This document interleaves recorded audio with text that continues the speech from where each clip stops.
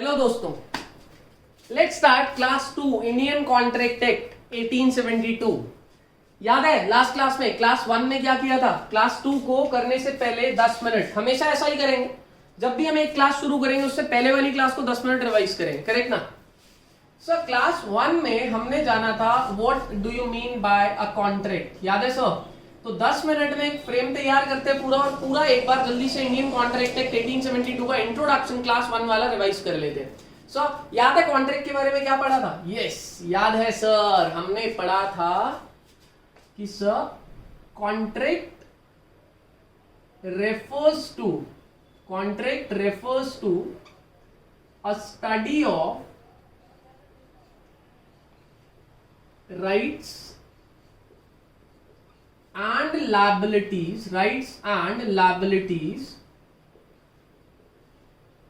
between the parties concerned, between the क्या parties concerned, correct ना sir? तो contract refers to a study of rights and liabilities between the parties concern. और हमने पढ़ा था कि कॉन्ट्रैक्ट एक ऐसा सिचुएशन होता है, refers to a situation where parties becomes liable to each other in such a way that they can file a suit on each other in case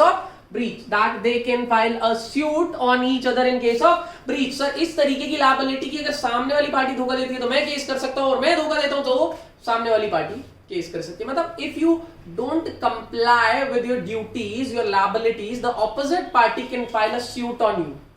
suit मतलब केस कर सकती है कोर्ट में, न्यायालय में, राइट? चलिए सर, कॉन्ट्रैक्ट कैसे बनता था आपको पता है सर?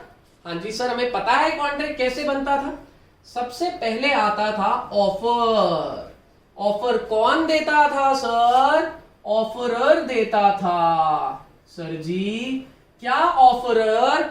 लायबल, दैट इज क्या ऑफरर? ओनर होना जरूरी है? नहीं सर, ऑफरर तो वो होता है जो इनिशिएट करता है ट्रांजैक्शन को। It is not mandatory that offeror should be the owner. ये जरूरी नहीं है कि ऑफरर क्या हो? ओनर हो। ऑफरर बायर भी हो सकता है, सेलर को जाके बोल सकता है मैं खरीदने के लिए तैयार हूं, तू बेचेगा। सेलर भी हो सकता है कि मैं बेचने के लिए तैयार हूं, तू खरीदेगा। तो one who initiates the process is known as offerer. He can be a buyer और सेलर। बायर भी हो सकता है और सेलर भी हो सकता है, उसमें कोई बड़ी बात नहीं, ठीक है सर। दूसरा होता है प्रॉमिस, और इसके बारे में हमने पढ़ा था offer once accepted becomes a promise। भैया अब अगर आप ऑफर को एक्सेप्ट कर लिए तो ये प्रॉमिस बन जाएगा। सर ऑफर को एक्सेप्ट कौन करता है? बोला ऑफरी करता है, इसीलिए ऑफरी को क्या बोलते हैं दोस्तों? एक्सेप्टर भी बोलते हैं, इसीलिए ऑफरी को एक्सेप्टर भी बोलते हैं। Simple is that. तो offer once accepted becomes a promise। एक दो, तीसरा देखते हैं क्या सर? तीसरा है सर अग्रीमेंट। अग्रीमेंट का मतलब क्या है? अग्रीमेंट का मतलब है, बोला sir exchange of promises between the parties concern. Between the क्या? Parties concern. Sir ji offer that is क्या? बोला सर ऑफर और ऑफरी के बीच में जब रेस्पेक्टिव प्रोमिसेस एक्सचेंज होते हैं, ऑफरर बोला कि मैं अपनी गाड़ी बेचने के लिए तैयार हूं, तू क्या खरीदेगा? ऑफरी बोला यस मैं खरीदूंगा और मैं पेमेंट के लिए तैयार हूं। तो सर ये जब ऑफर आपस में टकराते हैं दैट्स कॉल्ड अग्रीमेंट। लेकिन अभी भी दोनों पार्टीज अपने अपने प्रोमिसेस से पीछे हट सकती हैं अगर उसमें सारे एसेंशियल एलिमेंट्स नहीं है। सारे एसेंशियल एलिमेंट्स क्या होते हैं मैंने बोला था, अभी पढ़ेंगे सेक्शन 10 में, घबराइए मत, एक एक वर्ड पढ़ेंगे सर। लेकिन सर लास्ट में बनता है कॉन्ट्रैक्ट। कॉन्ट्रैक्ट का मतलब क्या होता है? कॉन्ट्रैक्ट का मतलब होता है agreement enforceable at law, that's we call nothing but contract। तो एनफोर्सिबल एक्ट लॉ का मतलब होता है लॉ के हिसाब से इसमें सारे वैलिड पॉइंट्स है सर। सर लॉ के हिसाब से ये बिल्कुल करेक्ट है, पक्का सर। चलिए इसके बाद हमने पढ़ा था so we can say that all contracts were agreements,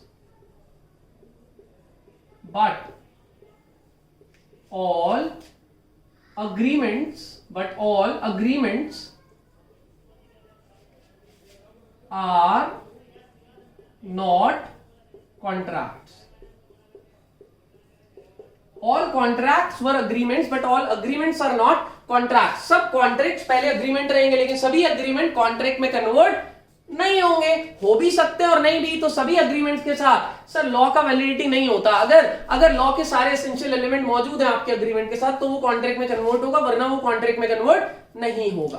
are you getting it? चलिए दोस्तों, just get it revise. 1 minute का समय दे रहा हूं। Let's start today's class 2। इतना हम कर चुके हैं, कॉन्ट्रैक्ट का मतलब समझ चुके हैं। आज आगे बढ़ते हैं, जरा ध्यान से सुनिएगा मेरी बात, बहुत गौर से सुनिएगा। आगे बढ़ते हैं, बहुत मजा आने वाला है। कॉन्ट्रैक्ट टेक खत्म करेंगे सर। असाइनमेंट नंबर 1 शुरू कर रहे हैं आज। कितने असाइनमेंट है इसमें? 6। तो असाइनमेंट नंबर 1 स्टार्ट करते हैं। आज देखते हैं कॉन्ट्रैक्ट का आगे का पोर्शन। जल्दी से 30 second, I will not say anything. जल्दी से देख लीजिए।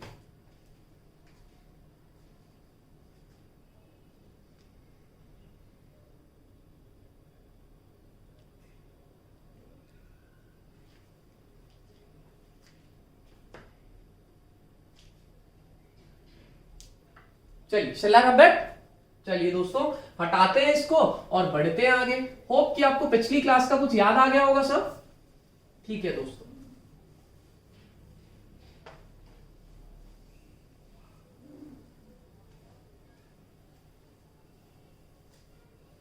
आगे बढ़ते हैं, जरा ध्यान से देखिए। सर जी आज की क्लास है क्लास 2, करेक्ट? क्लास 2। क्लास 2 में सबसे पहले कुछ इंपॉर्टेंट फैक्ट्स जानते हैं और फिर टॉपिक शुरू करेंगे। इंपॉर्टेंट फैक्ट्स बहुत ज्यादा जरूरी हैं ताकि इस चैप्टर के बारे में, लॉ के बारे में आपको कुछ पता चल सके, और उसके बाद straight forward will start a fresh topic. ठीक है सर? सबसे पहली चीज, सबसे पहला जो इंपॉर्टेंट फैक्ट है वो है Indian contract act, Indian contract act 1872 came in force on 1st September 1872. Indian Contract Act 1872 came in force on 1st September 1872.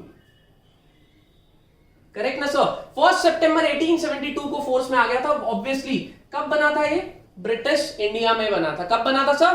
British India में बना था। लेकिन अब मैं आपको कुछ ऐसी बातें बताऊंगा जो जनरली स्टूडेंट्स को कंफ्यूज करती हैं सर, जनरली स्टूडेंट्स को कंफ्यूज करती हैं। लेकिन अगर आप ये चीजें समझ गए, you will rock the whole chapter, rest of the chapter. जरा ध्यान से सुनिए sir. Contract act is a civil law. Sir ji ये सिविल लॉ क्या होता है? सिविल लॉ क्या होता है सर? बोला sir contract act civil law है, लेकिन सिविल लॉ होता क्या है? बोला लॉ सिविल और क्रिमिनल दोनों होते हैं। अब दोनों में फर्क क्या होता है सर? जहां पे आप कंपनसेशन देके छूट सकते हो, जहां पे आप कंपनसेशन देके छूट सकते हो, जहां पे जेल का कोई प्रावधान नहीं है, प्रोविजन नहीं है, that's we call a civil law. That's we call a क्या? Civil law. सिविल लॉ का एक मतलब और होता है liable towards the opposite party. Liable towards the क्या? Liable towards the opposite party and not towards the government, and not towards the government। क्या बोल रहा है ये? liable towards the opposite party and not towards the क्या? Government. आप opposite party के प्रति लायबल हो, सरकार के प्रति लायबल नहीं हो। That's we call a civil law. Civil law, civil law. देखिए जरा ध्यान से सुनिए। पहली बात, सिविल लॉ का मतलब होता है जितने भी सिविल लॉज हैं आप कंपनसेट, अगर आप अपनी लायबिलिटी पूरी नहीं करते कंपनसेट पैसा देके छूट जाओगे। जैसे फॉर एग्जांपल कॉन्ट्रैक्ट है, एक कॉन्ट्रैक्ट के अनुसार शाहरुख खान ने बोला सलमान खान को कि मैं अपनी कार ब्लैक मर्सिडीज तुझे बेचूंगा। सलमान खान को कार से बहुत प्यार है सर, है ना, वो मार देता है इधर उधर। तो शाहरुख ने बोला मैं अपनी ब्लैक मर्सिडीज तुझे बेचूंगा। सलमान ने बोला ठीक है मैं खरीदूंगा, पैसा दूंगा। अभी शाहरुख पीछे हट गया, क्यों? क्योंकि उसकी बीवी ने बोला, वाइफ ने बोला शाहरुख की मत बेचियो, this car is very precious to us, हम इस कार को नहीं छोड़ सकते, ये हमारे प्यार की निशानी है, नहीं छोड़ेंगे इस कार को, सिंपल इज दैट। अभी शाहरुख बोला मैं नहीं बेचूंगा, सलमान को बोला मैं कार नहीं बेचूंगा, तो अभी क्या शाहरुख जेल में जाएगा? नहीं सर, कॉन्ट्रैक्ट तोड़ने के लिए Salman can claim compensation from Shahrukh. Now simple is that. तो हुआ क्या सर? हुआ ये कि ये सिविल लॉ है कि अगर पार्टीज एक दूसरे पे केस करती भी हैं तो जेल का प्रावधान नहीं है, कंपनसेट करके छूट जाएंगे, that's we call a civil law. तो कॉन्ट्रैक्ट कौन सा लॉ है? सिविल लॉ है, ठीक है ना सर। अच्छा, उसके बाद तीसरा पॉइंट, तीसरा बहुत अच्छा पॉइंट है, बहुत अच्छा पॉइंट है और इसको अच्छे से समझना, फिर हम एक टॉपिक स्टार्ट करेंगे आज, kinds of contract. Kinds of contract, contract क्या होता है, कॉन्ट्रैक्ट कितने तरीके के होते हैं वो शुरू करेंगे, लेकिन पहले सुनिए तीसरा point. Contract act deals with right और just in personam. Contract act deals with right or just in personam. What is this personam? What is this just in personam? आइए समझते हैं। तो पहली चीज, इसको समझते हैं लेकिन पहली चीज, कॉन्ट्रैक्ट एक्ट कौन सी डेट को एग्जिस्टेंस में आया? डेट बताइए। 1 सितंबर सर, 1 सितंबर 1872 को एग्जिस्टेंस में आया था सर, बना था और applicable to whole of India है, पूरे देश पे अप्लाई होता है सर, अब तो जेएंडके पे भी अप्लाई होता है। दूसरा, contract act is a civil law, और सिविल लॉ का मतलब हम समझ गए सर, आपस में ही कंपनसेट करके निपटाना है, सरकार जेल में नहीं डालेगी। If you break a contract you have to pay compensation.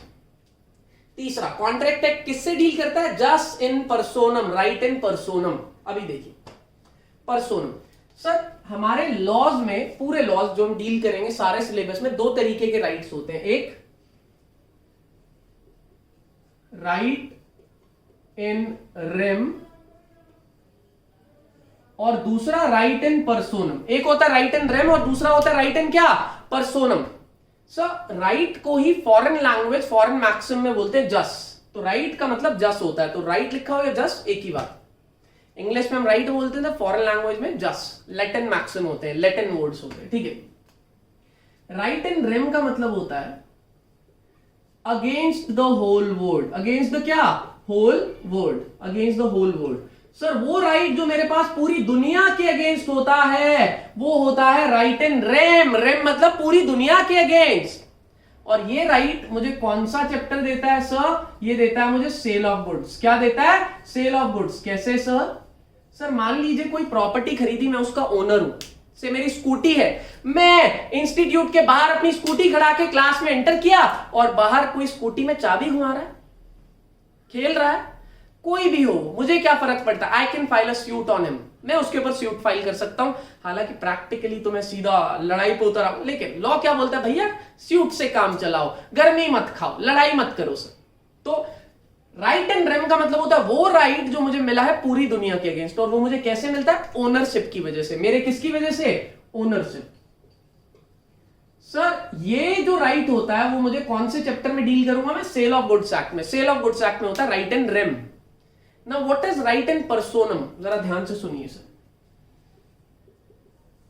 Right in personam, sir right in personam का मतलब होता है, राइट इन पर्सोनम का मतलब होता है against a particular person, against a particular person, against a particular person. Sir वो right जो मेरे पास एक पर्टिकुलर पर्सन के अगेंस्ट होता है, that's we call a right in क्या, पर्सोनम। उसको क्या बोलते हैं हम, राइट इन पर्सोनम बोलते हैं। एग्जाम्पल देखते हैं, एग्जाम्पल। सर मैं ना ऑफिस से घर जा रहा था, मेरी माता जी का कॉल आया, बोला गौरव चीनी लेके आई हो। मैं बोला यार हर 4 दिन 5 दिन में चीनी चावल, आज कलेशी काट देता हूं। लाला जी के पास गया दुकान पे, 10,000 रुपए निकाले और बोला लाला जी एक बोरी पूरी की पूरी चीनी की घर पहुंचाओ। अब लाला जी बोले ठीक है गौरव शाम को पहुंचा दूंगा। तो मैं कॉन्ट्रैक्ट में एंटर कर लिया लाला जी के साथ। लाला जी चीनी देंगे, मैं पैसे दे दिया। अब लाला जी चीनी दे रहे हैं, सिंपल इज दैट, दे देंगे, शाम तक दे देंगे। अभी 2 दिन तक चीनी नहीं आई, मैं चाटा खाया मम्मी से। अब मुझे बताओ लाला जी ने कॉन्ट्रैक्ट तोड़ा, मैं किसके ऊपर केस कर सकता हूं? क्या लाला जी की बीवी पे केस कर सकता हूं? क्या लाला जी के पड़ोसी पे केस कर सकता हूं? नहीं कर सकता ना। किस पे कर सकता हूं? लाला जी पे। तो कॉन्ट्रैक्ट एक्ट मुझे राइट इन पर्सोनम देता है, मतलब क्या, अगेंस्ट अ स्पेसिफिक पर्सन। सिर्फ एक ही, जिसके साथ कॉन्ट्रैक्ट में एंटर किया उसी के अगेंस्ट में अपना राइट अप्लाई कर सकता हूं, अदरवाइज नहीं कर सकता। Against a particular person with whom you entered in a contract, with whom you entered in a contract, simple as that। तो जिसके साथ आप कॉन्ट्रैक्ट में एंटर हुए उसी के अगेंस्ट सूट फाइल कर सकते हो, अदरवाइज सूट फाइल नहीं कर सकते। तो इसका मतलब हमारे पास कॉन्ट्रैक्ट एक्ट में कौन सा राइट होता है, रेम वाला। सर किसी पे भी केस कर सकते हो? नहीं सर, जिसके साथ कॉन्ट्रैक्ट में एंटर किया और जो धोखा दिया उसके ऊपर, सिंपल इज दैट। तो बोला sir right in personam, right in क्या, पर्सोनम। तो बोला पहला कॉन्ट्रैक्ट एक्ट कब बना, 1 सितंबर 1872। कहां पे एप्लीकेबल होता है, पूरे इंडिया पे एप्लीकेबल होता है। सर कौन सा लॉ है सर, सिविल लॉ है। पूरे चैप्टर में पता चल गया। अब आगे जाके कॉन्ट्रैक्ट का ब्रीच होगा, जब तोड़ा जाएगा कॉन्ट्रैक्ट, तो क्या पढ़ेंगे, कंपनसेशन। इसीलिए मैं बोला सर कंपनसेशन का एक असाइनमेंट है पूरा। क्यों? क्योंकि सिविल लॉ है, सामने वाला क्या क्लेम कर सकता है, बोला 6 तरीके की कंपनसेशन, असाइनमेंट खत्म। सोचिए क्या बेसिक बन रहा है दिमाग में, सारा चैप्टर फ्रीज हो जाएगा। सिर्फ यही नहीं, प्रेजेंटेशन पे भी काम करेंगे, लेकिन पहले इसको पढ़ ले। तीसरा, कॉन्ट्रैक्ट एक्ट पर्सोनम से डील करता है या रेम? सर पर्सोनम अभी तो पता है, against a particular person, Lala ji की बीवी नहीं, ठीक है ना सर। तो Lala ji, contract act deals with right और जस्ट इन व्हाट, पर्सोनम।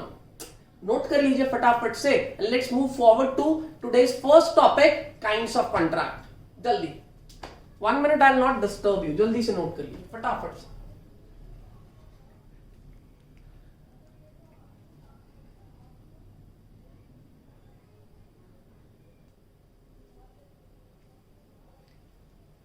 चलिए let's note it down, last 10 seconds. और अगर जल्दी रब किया तो सब प्लीज पॉज करके नोट कर लीजिएगा, जल्दी करिए फटाफट से।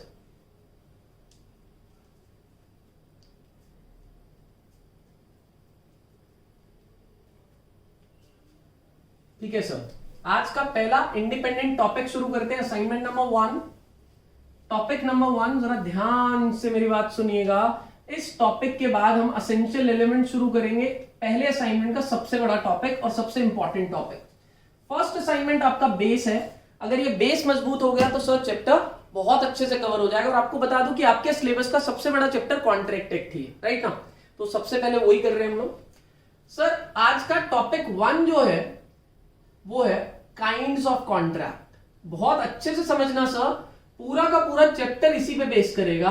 अगर आपको ये अच्छे से समझ में आया तो आपका चैप्टर बहुत आसान हो जाएगा और आपकी मुश्किलें बहुत कम हो जाएंगी।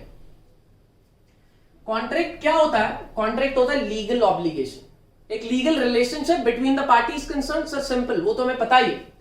काइंड्स ऑफ कॉन्ट्रैक्ट में सबसे पहला कॉन्ट्रैक्ट है हमारे पास a valid contract.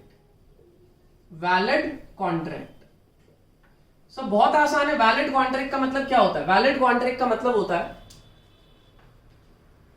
Valid contract का मतलब होता है contract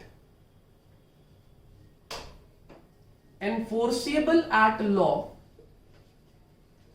enforceable at law, or which contains all the essential elements of law, which contains all the essential elements of law. ठीक है ना सर वो कॉन्ट्रैक्ट जो एनफोर्सेबल एट लॉ है और which contains all the essential elements of law, that's we call what, that's we call valid contract. उसको क्या बोलते हैं सर, वैलिड कॉन्ट्रैक्ट बोलते हैं, उसको बोलते हैं वैलिड कॉन्ट्रैक्ट. तो वैलिड कॉन्ट्रैक्ट का मतलब होता है कॉन्ट्रैक्ट एनफोर्सेबल एट लॉ और which contains all the essential elements of law, which contains all the essential elements of what, law. तो बोला sir contract enforceable at law और which contains all the essential elements of law, मतलब एक ऐसा contract जो बिल्कुल ठीक है. एक वैलिड कॉन्ट्रैक्ट का ब्रीच का केस में, ब्रीच मतलब अगर कॉन्ट्रैक्ट वैलिड है दोनों पार्टीज के बीच में, सारे एसेंशियल एलिमेंट्स मौजूद हैं और एक पार्टी ब्रीच करती है, ब्रीच धोखा देती है. ब्रीच का मतलब धोखा, non compliance, contravention, then parties can file a suit on each other. तो वैलिड कॉन्ट्रैक्ट के ब्रीच के केस में parties can file a suit on each other. So सीधा सीधा लिखा हुआ है कि अगर कॉन्ट्रैक्ट वैलिड है, अगर कॉन्ट्रैक्ट क्या है, वैलिड है, तो parties can file a suit on each other. Parties can file अ क्या, सूट ऑन ईच अदर. तो कॉन्ट्रैक्ट वैलिड कौन सा होता है, जहां पे भी वैलिड कॉन्ट्रैक्ट लिखा हुआ मतलब सारा कुछ वहां पे मौजूद है, सारे एसेंशियल एलिमेंट्स मौजूद है and parties can file a suit on each other. तो अगर कॉन्ट्रैक्ट वैलिड है तो मतलब वो वाला एग्रीमेंट कॉन्ट्रैक्ट में कन्वर्ट हो गया, और कॉन्ट्रैक्ट वैलिड है तो मतलब क्या, कॉन्ट्रैक्ट वैलिड है तो बोले तो parties can file a suit on each other in case of breach. पक्का? 10 सेकंड लीजिए, हटाइए इसको, फटाफट से नोट कीजिए, तब मैं अगला सबसे इंपॉर्टेंट टॉपिक, आज की क्लास का मेन टॉपिक यही है, आज की क्लास में यही कवर होगा जो सेकंड बी पॉइंट लिख रहा हूं मैं. अगर ये समझ गए तो आधी जंग जीत जाओगे सर कॉन्ट्रैक्ट की. तो जल्दी से उसको समझते हैं. फिनिश स्टॉप, 5 सेकंड और दे रहा हूं, इसको हटाता हूं फिर. हाँ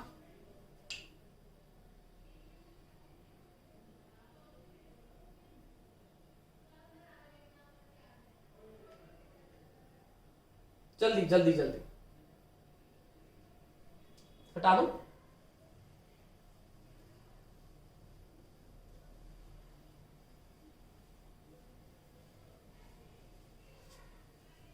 सर बहुत ध्यान से सुनना, क्योंकि अगले 10 से 15 मिनट बहुत आराम से मैं यही पॉइंट आपको बताने वाला हूं और कुछ नहीं बात करूंगा आज आपसे. ये वाला जो पॉइंट है सर, यही पॉइंट ध्यान से सुनना और यही पॉइंट आपको आज डाइजेस्ट करना है, समझना है बहुत अच्छे से. नेक्स्ट क्लास में फिर रिवाइज कराऊंगा आते ही इसको, लेकिन आज ही समझना है हमने, एकदम दिमाग में उतार लेना है सर. देखिए आज का B point and the foremost important point of this whole chapter, not सिर्फ this assignment but the whole chapter, उसका सबसे इंपॉर्टेंट पॉइंट है सर, जरा ध्यान से सुनना, वॉइड. हेडिंग देखिए क्या है, वॉइड. वॉइड का मतलब क्या होता है, not enforceable as per law. Not enforceable as per क्या, लॉ. लॉ के हिसाब से एनफोर्सिएबल नहीं है, लॉ के हिसाब से वैलिड नहीं है. तो एक तरीके से मैं वॉइड को इनवैलिड भी बोल सकता हूं. सर मैंने वॉइड के साथ कॉन्ट्रैक्ट क्यों नहीं लिखा, जैसे वैलिड के साथ कॉन्ट्रैक्ट लिखा था, वॉइड के साथ कॉन्ट्रैक्ट क्यों नहीं लिखा रे, जरा सुनो ध्यान से, एक बार ध्यान से सुनो. इसको दो पार्ट्स में डिवाइड करते हैं सर. सर एक लिखता हूं मैं, वॉइड अग्रीमेंट, बहुत ध्यान से सुनना, बहुत ध्यान से सुनना, बहुत ध्यान से, मजा आ जाएगा समझ के. और दूसरा मैं लिखता हूं वॉइड कॉन्ट्रैक्ट.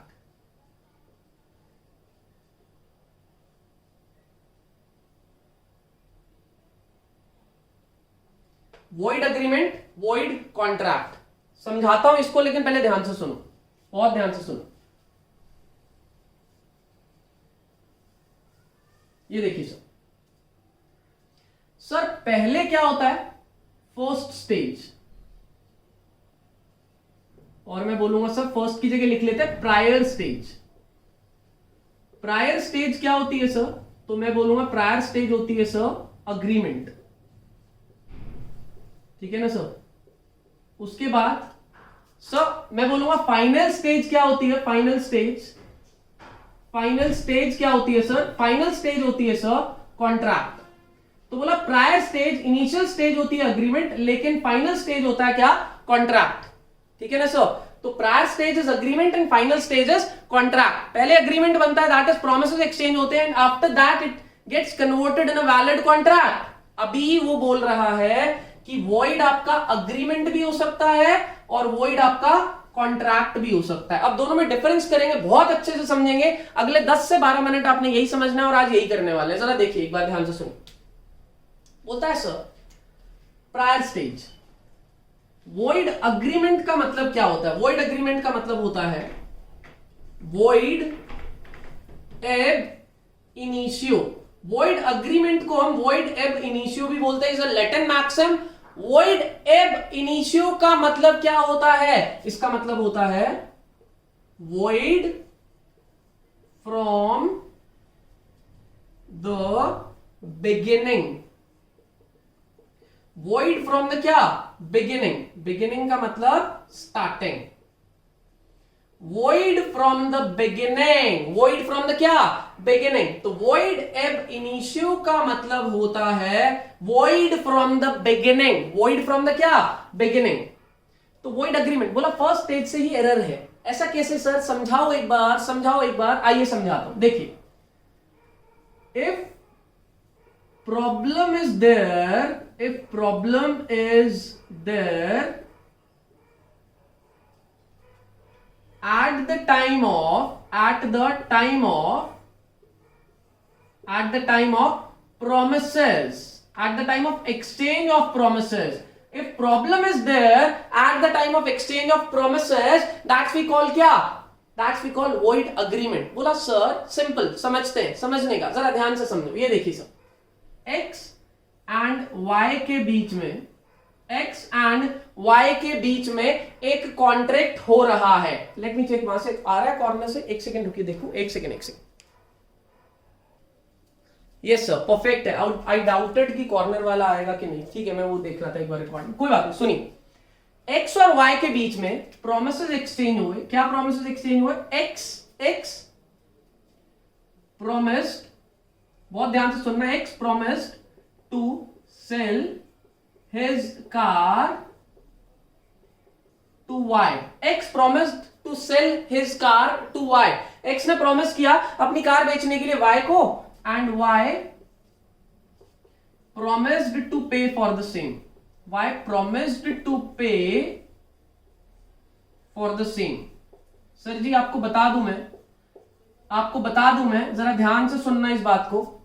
सर जी अगर प्रॉमिस के टाइम पे ही, जब ये प्रॉमिस एक्सचेंज कर रहे थे, प्रॉब्लम उससे पहले ही मौजूद थी, तो सर ठीक है ना सर, उस केस में वॉइड अग्रीमेंट होता है। That is void from the beginning, starting से ही वॉइड था। इसको बोलेंगे वॉइड अग्रीमेंट। क्या बोलेंगे? Void agreement. अब वैलिड था तो केस कर सकते थे ब्रीच में केस कर सकते थे कि पार्टीज ने धोखा दिया, और सर केस कर सकते हैं। अब अगर वो वैलिड ही नहीं है तो केस कैसे करोगे? लेकिन पहले समझो इसको। सर क्या प्रॉब्लम थी बिगिनिंग से? बोला सर इसमें से जो x है ना, x is a minor. x minor है। x क्या है? माइनर है। और लॉ ने पहले ही बोल रखा है कि contract with minor is void ab initio. Starting से ही प्रॉब्लम मौजूद थी। अब मान लो x की कार चोरी की थी तो पहले से ही प्रॉब्लम मौजूद थी। That's we call void agreement. Sir agreement के टाइम से ही ये भ्रष्ट था। This agreement will not be converted into a contract. यही तो बात की थी ना, असेंशियल एलिमेंट्स लॉ के मौजूद। तो मतलब अपनी बुद्धि में बैठाओ। If problem is there from the very beginning, if problem is there from the beginning मतलब promise के टाइम पे ही प्रॉब्लम मौजूद थी, that's we call void agreement। अब जैसे एग्जांपल लो और बताना, जरा बूझो तो जाने। देखिए जरा, बोला सर मैं गौरव प्रॉमिस किया सौरभ को, मेरी गली में रहता है, मैं उसको प्रॉमिस किया भैया तुझे आधा किलो ड्रग्स दूंगा, तुम हमें 1 लाख रुपए दे देना। सर ड्रग्स क्या पहले से ही प्रॉब्लमेटिक है, इलीगल है? हाँ, तो इसको क्या बोलेंगे? वॉइड अग्रीमेंट बोलेंगे। क्या बोलेंगे? Void agreement. और वॉइड अग्रीमेंट को क्या बोलते हैं? Void ab initio. That is void from the beginning. तो वॉइड दो तरीके का होता है, हालांकि दोनों में ही आप स्यूट फाइल नहीं कर सकते एक दूसरे के ऊपर, लेकिन सर पेपर में तो डिफरेंस आपको पता होना चाहिए ना। और जब लॉ पढ़ोगे कहीं वॉइड अग्रीमेंट लिखा होगा, कहीं वॉइड कॉन्ट्रैक्ट लिखा होगा, पूरे चैप्टर को डील करना है, तो बेसिक नहीं समझे तो क्या मजा आएगा, फिर तो रटते रहे। मैं रटवाऊंगा भी, चिंता मत करो, मैं सारा रिटेन करा दूंगा, लेकिन बेसिक समझ के। तो वॉइड एग्रीमेंट का मतलब void from the very beginning, जब पहला ही स्टेप गलत रखा, जब पार्टीज के बीच में जो पहला ही प्रॉमिस हुआ वो ही गलत था, that's we call void agreement. उसको क्या बोलेंगे सर? उसको बोलेंगे वॉइड अग्रीमेंट। उसको क्या बोलेंगे सर? उसको बोलेंगे void agreement. Simple is that. तो वॉइड अग्रीमेंट का मतलब होता है void ab initio, that is void from the beginning. Void from the क्या? Beginning. Void from the starting. Void from the क्या? स्टार्टिंग। करेक्ट है सर? 105% करेक्ट है। आइए जरा सुनते हैं, उसके बाद आगे की बात करते हैं। आगे की बात करते हैं, जरा सुनिएगा ध्यान से सर। दिस इज तो वॉइड अग्रीमेंट। अब बात करेंगे वॉइड कॉन्ट्रैक्ट की, ठीक है ना सर? ये तो क्या होता है? वॉइड फ्रॉम द बिगिनिंग, पहला ही स्टेप गलत, that is void ab initio. But what is void contract? Void contract का मतलब होता है विच इज वैलिड। बड़ा ध्यान से पढ़ना सर, पूरा चैप्टर में बार बार काम आएगा सर, और मैं नहीं चाहता सिर्फ रटे कुछ भी आप समझिए और फिर हम लैंग्वेज रिटेन करेंगे लॉ का। चिंता मत करिए, मार्क्स ही मार्क्स लाने, चिंता ही नहीं। Which is valid at the time of, which is valid at the time of agreement, which is valid at the time of agreement but becomes void afterwards, before the performance। अच्छा जरा ध्यान से सुनते, मेरी बात सुनना, इसको मैं बहुत बढ़िया समझाऊंगा, चिंता मत करो, ऐसा कि छप जाएगा दिमाग में। जरा 5 मिनट सुनो। बोलता है वॉइड कॉन्ट्रैक्ट का मतलब होता है which is valid at the time of agreement, जो अग्रीमेंट के टाइम पे क्या है? वैलिड है। Which is valid at the time of agreement but becomes void afterwards, that is before it's performance. जो वैलिड है at the time of agreement, that is beginning में तो वैलिड है, बट आफ्टरवर्ड्स इट बिकम्स क्या? Void. But afterwards it becomes क्या? Void. बाद में क्या हो गया sir? Void. Before it's performance, performance पूरा करने से पहले ही क्या हो गया सर? वॉइड हो गया। क्या हो गया? वॉइड हो गया।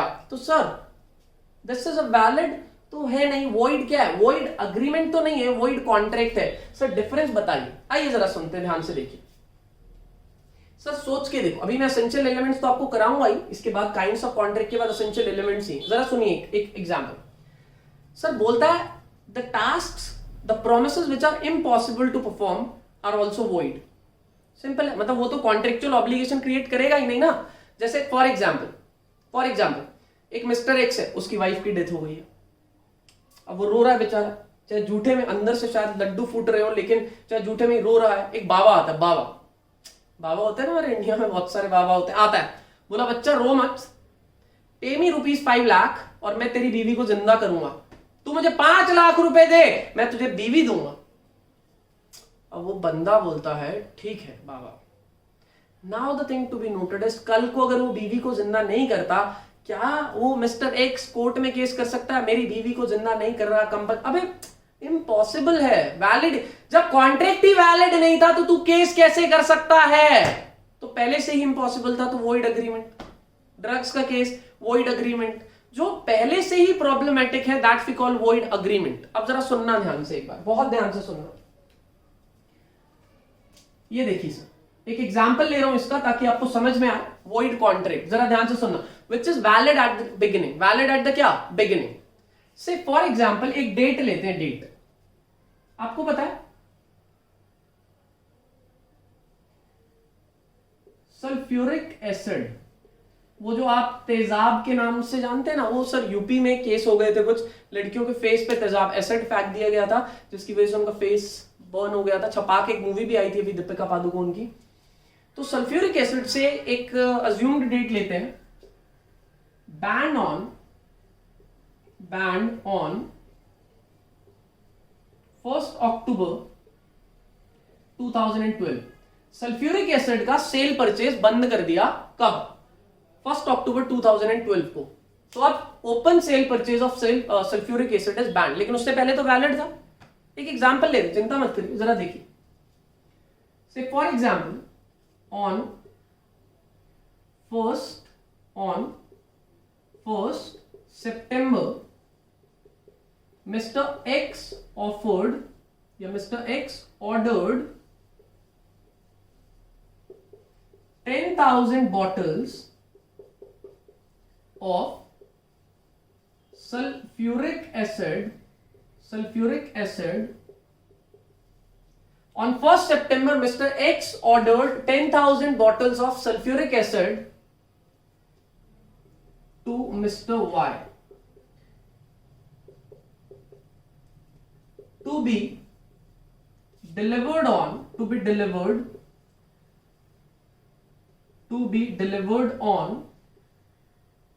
15th October 2012। 1 सितंबर 2012 को mister X order 10,000 bottles of sulphuric acid to mister Y to be delivered on 15th October 2012। मतलब क्या, मिस्टर एक्स ने ऑर्डर किया, मिस्टर एक्स ने मिस्टर वाई को ऑर्डर किया कि मुझे 10,000 सल्फ्यूरिक एसिड की बॉटल, तेजाब की बॉटल चाहिए और 15 अक्टूबर को मेरे प्रेमाइसेस में पहुंचा दें। अब मुझे बताओ, जब 1 सितंबर को ऑर्डर हुआ तब तक बैन नहीं था, तब तक मतलब क्या है, अग्रीमेंट क्या है, वैलिड था। एक तरीके से कॉन्ट्रैक्ट भी वैलिड था, लेकिन सर परफॉर्मेंस से पहले ही कुछ प्रॉब्लम हो गई, ऐसी प्रॉब्लम कि अब उसको परफॉर्म करने की जरूरत नहीं है। तो एट द बिगिनिंग जो वैलिड होता है वो तो वैलिड अग्रीमेंट था, तो वॉइड अग्रीमेंट तो मैं बोल नहीं सकता। हालांकि परफॉर्म ये भी नहीं करना, परफॉर्म ये भी नहीं करना, but you have to understand the difference between both. तो जो पहले से ही स्टार्टिंग स्टेज से ही प्रॉब्लमेटिक था वॉइड अग्रीमेंट, लेकिन जो पहले ठीक था, लेकिन परफॉर्मेंस से पहले लॉ ने बैन। अब देखो सर, अगर 1 अक्टूबर से पहले ही डिलीवर भी हो जाता तो कॉन्ट्रैक्ट खत्म, जो पहले वाले कॉन्ट्रैक्ट हो गए वैलिड और बाद वाले वॉइड। अब देखो जरा सुनो, अगर 1 अक्टूबर जब बैन हो गया, बैन कर दिया कोर्ट ने, अगर आप ऑर्डर करते 2 अक्टूबर को, अब लॉ ने पहले ही बार कर रखा है, 2 अक्टूबर को ऑर्डर किया जाता, मान लो ऑर्डर ही कब किया है 2 अक्टूबर, तो क्या बोलता मैं इसे, वॉइड अग्रीमेंट, क्योंकि void from the beginning, problem पहले से ही मौजूद है, जस्ट अंडरस्टैंड इट। तो बोलता है सर, अगर at the beginning, at the time of promises only, at the time of entering into the transaction, problem is there, problem साथ साथ थी तुम्हारे, तो void agreement। जब एंटर किए तब ठीक था, later on before its performance it becomes bad, खराब हो जाता है, तो void contract। तो ठीक है sir, but on 1st October it became void contract, it became a क्या, void contract। क्या बन गया ये, void contract बन गया, need not to be performed। तो आपको पता चल गया, अगर कॉन्ट्रैक्ट है पार्टीज के बीच में और वैलिड है तभी परफॉर्म करने की जरूरत है, और उस केस में परफॉर्म नहीं किया तो केस आएगा उड़ता हुआ। और अगर कॉन्ट्रैक्ट ही वॉइड है या अग्रीमेंट वॉइड है, परफॉर्म करने की जरूरत नहीं है सर, सामने वाला केस भी नहीं कर सकता। तो इस पूरे चैप्टर का एक ही लाइन क्रक्स है, क्या, if there is a valid contract between the parties, then only they can file a suit, then only you are required to perform। if there is no valid contract, you are not required to perform, and rather the opposite party cannot file a suit on you। बात समझे ना sir, बात समझे मेरी, ठीक है। अब sir एक आखिरी चीज, void contract का एक और नाम होता है, क्या, फ्रस्ट्रेशन बोलते हैं इसको, डॉक्ट्रिन ऑफ फ्रस्ट्रेशन। डॉक्ट्रिन मतलब rule, doctrine of frustration. Sir frustration का मतलब क्या होता है, is a English word that is England से, ब्रिटिश वर्ड है। फ्रस्ट्रेशन का मतलब, सर हम तो बहुत कोशिश किए पूरी करने की, बट वी आर फ्रस्ट्रेटेड, पूरा हुआ ही नहीं, that's why we use the word frustration. हम तो बहुत ही परेशान है, पूरा ही नहीं हुआ, बिल्कुल। तो इसका मतलब ये हुआ सर कि सर हमारा जो कॉन्ट्रैक्ट है अभी तक एक वैलिड मतलब निहायती शरीफ, ईमानदार और सही कॉन्ट्रैक्ट, इसको नहीं निभाए तो केस आएगा तुम्हारे ऊपर। सारे के सारे एसेंशियल एलिमेंट्स कितने हैं सर, 8 एसेंशियल एलिमेंट्स सारे मौजूद होने चाहिए। अगर एक भी एसेंशियल एलिमेंट नहीं है तो वॉइड हो जाएगा, आइदर वॉइड अग्रीमेंट और वॉइड कॉन्ट्रैक्ट। समझ गए, ठीक है सर। अगर वॉइड है you are not required to perform it, perform नहीं करना और परफॉर्म नहीं भी करोगे तो भी केस फाइल नहीं होगा। Simple is that, simple is that. चलिए, तो this is the whole thing हालांकि माइनर के बीच बारे में भी मैं बहुत सारे पॉइंट्स बताऊंगा, तो कुछ भी एज्यूम मत करना कि माइनर के साथ कॉन्ट्रैक्ट किया तो परफॉर्म करना है कि नहीं करना। एक एक्सेप्शन होता है, contract for the benefit of minor is valid. जैसे एक माइनर बच्चे के पिताजी मर गए और इंश्योरेंस पॉलिसी थी, तो क्या वो बच्चा इंश्योरेंस का पैसा नहीं ले सकता? ले सकता है, मतलब वो एक्सेप्शन है। तो अभी इसको डिटेल में मत सोचना, पूरा माइनर के बारे में तो एक पूरा 1.5 पेज का टॉपिक है कि माइनर के साथ कॉन्ट्रैक्ट क्या है क्या नहीं है, उसके एक्सेप्शन सारे पढ़ेंगे, लेकिन अभी मैं जनरल बताया आपको, राइट ना। तो अभी तो मैं सिर्फ आपको बेसिक बताया, वैलिड कॉन्ट्रैक्ट, वॉइड अग्रीमेंट होता है, वॉइड कॉन्ट्रैक्ट। वॉइड अग्रीमेंट मतलब वॉइड एडिनिशन, बेसिक से ही सही नहीं है, problem is there since the beginning. लेकिन अगर प्रॉब्लम उस समय नहीं थी, बाद में आई परफॉर्मेंस से पहले, that's we call void contract. हालांकि परफॉर्म दोनों नहीं करने, केस सामने वाला दोनों में नहीं कर सकता, बट डिफरेंस पता होना चाहिए। जस्ट नोट इट डाउन, जल्दी जल्दी जल्दी नोट कर लीजिए फटाफट से।